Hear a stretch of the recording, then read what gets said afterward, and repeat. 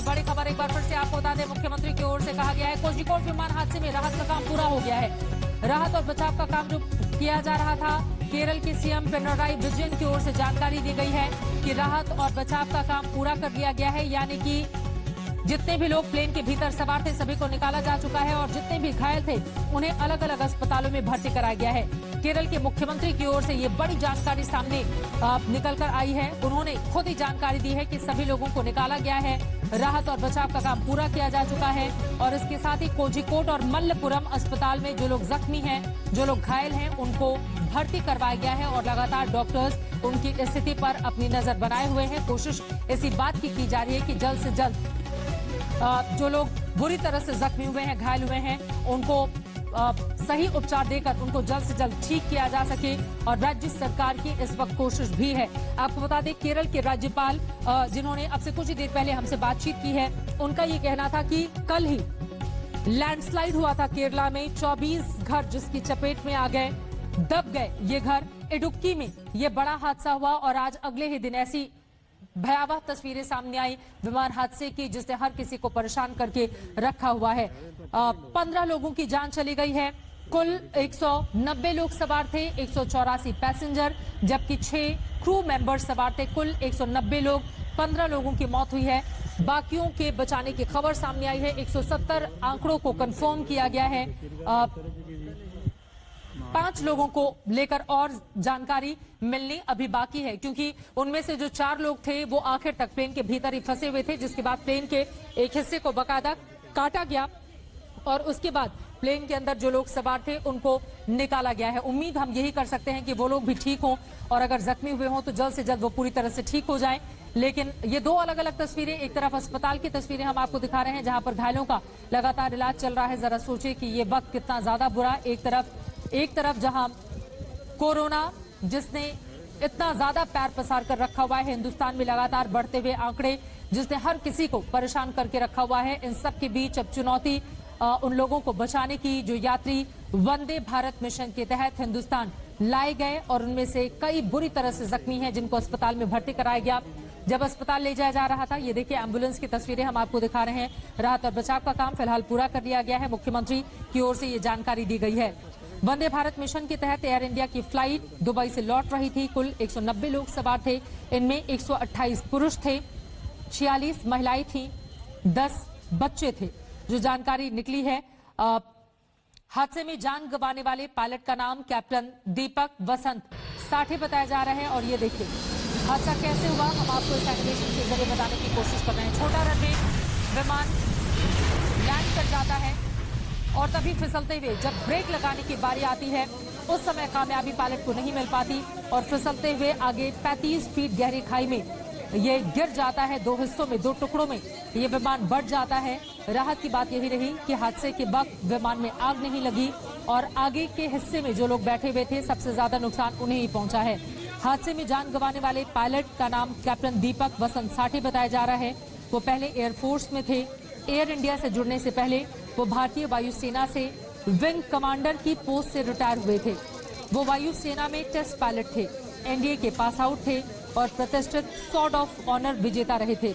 आपको बताते चलें कि उनके भाई करगिल में शहीद हुए थे और उनके फादर ब्रिगेडियर रैंक के अधिकारी सेना में थे। लेकिन आज इस परिवार के लिए इतनी दुखद भरी खबर सामने आई।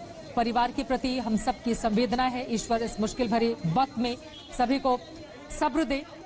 और ये हादसे की तस्वीरें हम आपको दिखा रहे हैं। देखिए, राहत और बचाव का काम पूरा किया जा चुका है। मलबे को हटाने की एक चुनौती है, मलबे को हटाने का काम भी किया जा रहा है क्योंकि बारिश लगातार हो रही है और वैसे भी केरला में जब भी मानसूनी सीजन होता है, देश के बाकी हिस्सों के मुकाबले कुछ ऐसे हिंदुस्तान के हिस्से हैं जहां पर बहुत ज्यादा बारिश होती है, क्योंकि पिछले साल केरला की जो भयावह तस्वीरें पूरे हिंदुस्तान ने देखी, किस तरह से भारी बारिश और उसके बाद बाढ़ ने केरल की सूरत को बिगाड़ कर रख दिया हुआ था। इंटरनेशनल लेवल पर केरला की जिस तरह की मान्यता है, इतने सारे टूरिस्ट पहुंचते हैं, लेकिन बहुत भारी नुकसान आर्थिक रूप से भी केरल को पहुंचा था। ये पिछले साल की बात है।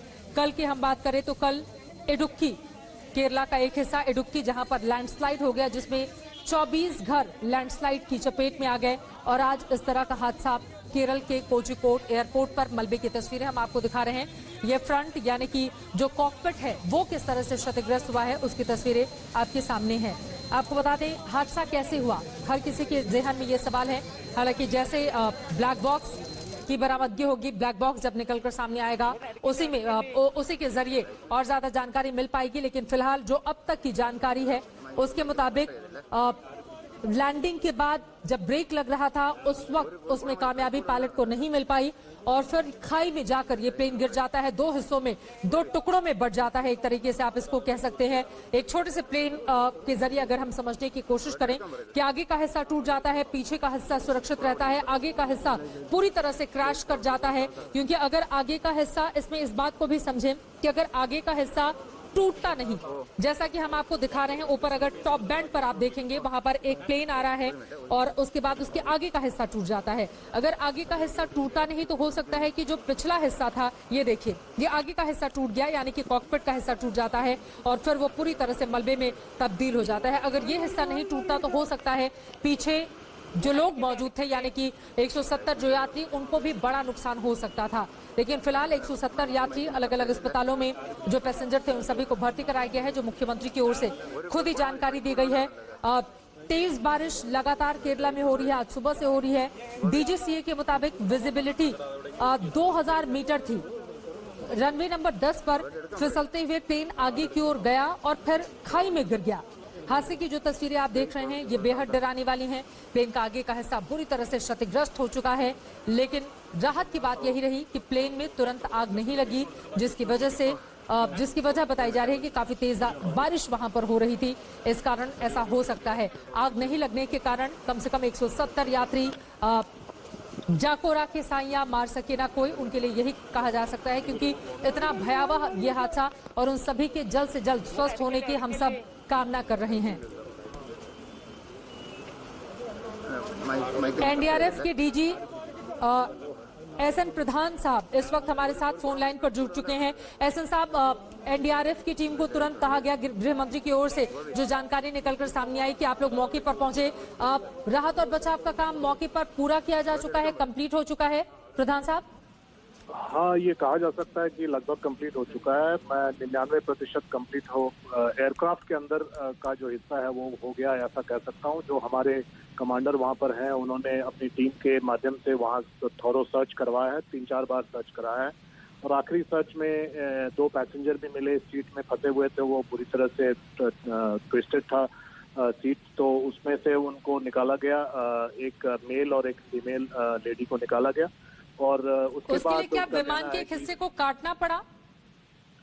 हिस्से को नहीं, सीट्स में थोड़ी सी उसमें कुछ हम लोगों को इंस्ट्रूमेंट यूज करना पड़ा, लेकिन उनको एक्सट्रैक्ट कर लिया गया सक्सेसफुली और होपफुली वो लोग ठीक हो जाएंगे। इंजरीज है, काफी सीरियस इंजरीज हैं, लेकिन वो उनको बाहर निकाल लिया गया है और हॉस्पिटल के लिए रवाना कर दिया गया है। और बाकी उसमें कोई पैसेंजर्स नहीं है, ऐसा प्रतीत होता है। उन्होंने कॉन्फिडेंस जाहिर किया कि 99% कोई नहीं होना चाहिए। फिर भी मैंने उनको इंस्ट्रक्शन दिया है कि थोरोली 1-2 बार और कर लें, और साथ में पूरे ग्राउंड का भी उनको मुआयना करना पड़ेगा अच्छी तरह से, क्योंकि वहाँ पर एक गड्ढानुमा इलाका है जहाँ पर प्लेन का पार्ट गिरा है, जिसके चलते इम्पैक्ट हुआ है, और वहाँ पानी भरा हुआ है, तो इसलिए उसको भी चेक करना पड़ेगा, तो कहीं ऐसा कोई इंजर्ड ना फंसा हो या कहीं गिरा ना हो, तो वो भी देख रहे हैं वो। और बाकी pre hospital treatment, trauma treatment, वो सारा काम कर रहे हैं, और रात भर का काम है, उसमें अभी लगे हुए हैं। मलबे को हटाने में पूरी रात लग जाएगी और इस वक्त भी वहाँ पर बारिश हो रही है?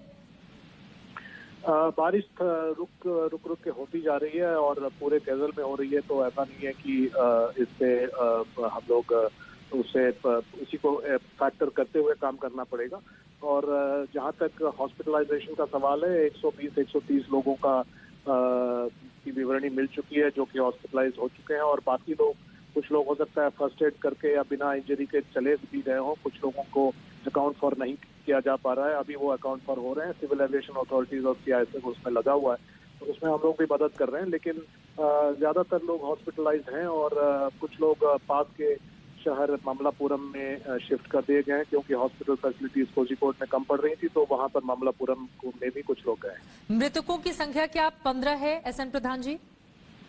ऐसा मैंने भी सुना है, जो सिविल एविएशन अथॉरिटीज ने बताया, लेकिन हम लोग वो चाहते हैं कि वो सिविल एविएशन अथॉरिटीज ही आधिकारिक रूप से पुष्टि करें तो ज्यादा अच्छा है।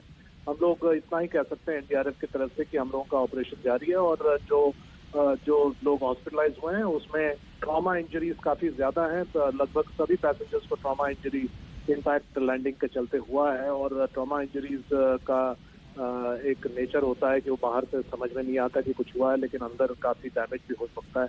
ब्रेन इंजरी हो सकती है, हैमरेज हो सकता है, चेस्ट इंजरी हो सकती है। तो इसलिए मेडिकल असेसमेंट की जरूरत है, उसमें समय लगेगा। हो सकता है रात भर जो है असेसमेंट होता रहे और सुबह ही पता चले कि आखिर कितनी इंजरीज हुई हैं, कितनी कैजुअलिटीज हुई हैं। सर, एक और जानकारी मैं आपसे चाहूंगी। आपने कहा कि रनवे से जब आगे की ओर बढ़ता है तो एक हिस्से में गड्ढा है, बिल्कुल आगे की ओर जाने पर वहां पर ये प्लेन जाता है और फिर दो हिस्सों में, दो टुकड़ों में तब्दील हो जाता है। वो खाई है, 35 फीट गहरी खाई बताया जा रहा है। खाई की बात एग्जैक्टली नहीं है। उसमें क्या है कि टेबल टॉप जो है पूरा एयरपोर्ट है वो टेबल टॉप है, ऊंचाई पर है और टेबल टॉप टाइप का बनाया हुआ है और चारों तरफ जो है वैसे भी गहराई है। मतलब अगर एयरपोर्ट का हिस्सा छोड़ दे तो चारों तरफ गहराई है और उसमें भी जो एयरपोर्ट के कैंपस के अंदर भी जो रनवे है, जहाँ खत्म होता है वहां पर एक खड्डानुमा इलाका है जो कि रनवे के हाइट से काफी नीचे है, जो कि लगभग मुझे लगता है 20 से ज्यादा फीट, हो सकता है 30 फीट तक की भी बात आई है कि उतनी ऊंचाई पर है या उतनी गहराई पर।